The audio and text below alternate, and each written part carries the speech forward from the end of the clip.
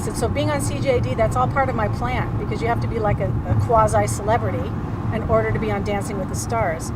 And then Robin goes, yeah, you need to be like a D-list celebrity. And I'm like, right. And I'm like a J-list right now. I wouldn't even put you that high. And then she started laughing. I don't even know if you're in the alphabet yet. Yeah, probably not.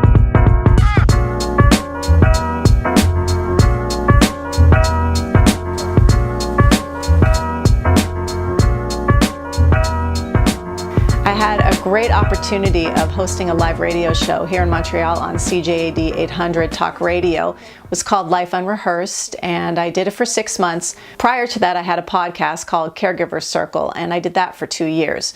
So I did have some experience, planning a show, finding the guests, creating the content, interviewing.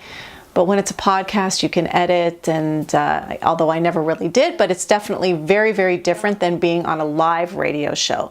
So when I made that transition to Life Unrehearsed, there was definitely a learning curve. There's all these ins and outs and resets. And I had to answer questions more on the fly and really be keeping track of a lot of things that were going on at the same time. It's a great opportunity. I think I got better as an interviewer.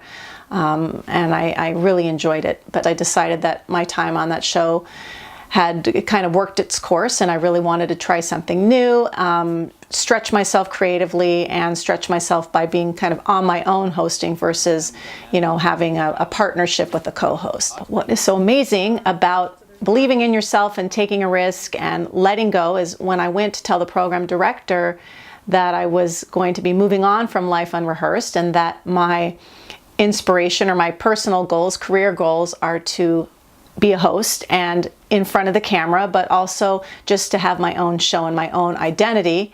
He said to me something along the lines of, well, why didn't you tell me that? You have talent. Why don't you submit a demo? I'm sure there's lots of other things that we can be doing here at CJAD with you.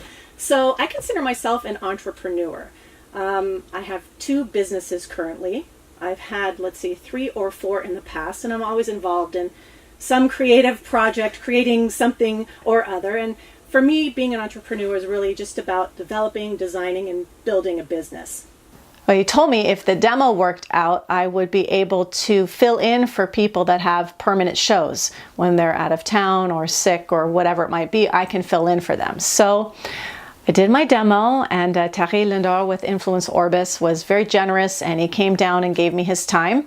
And I interviewed him for the first 10-minute segment, and then I had to do my own kind of rant for the second 10 minutes. It was so hard because I'm used to always having a guest, and I'm not used to having to keep the conversation going with myself. I mean, I'm always talking to myself in my head, but never out loud. So it was definitely a very different experience, and it was hard. I'm glad it was hard though, because now it's going to stretch me. It's going to push me to develop some new skills that I don't really have yet. Just got an email from the program director yesterday. My first open mic is scheduled for November 18th. From 8 to 9 p.m. Really looking forward to it, and just really glad that I'm believing in myself and taking risks, because it seems to be paying off. The whole reason I'm doing this, here it goes again, I have to get on Dancing with the Stars, and I have to start somewhere. This is step 1.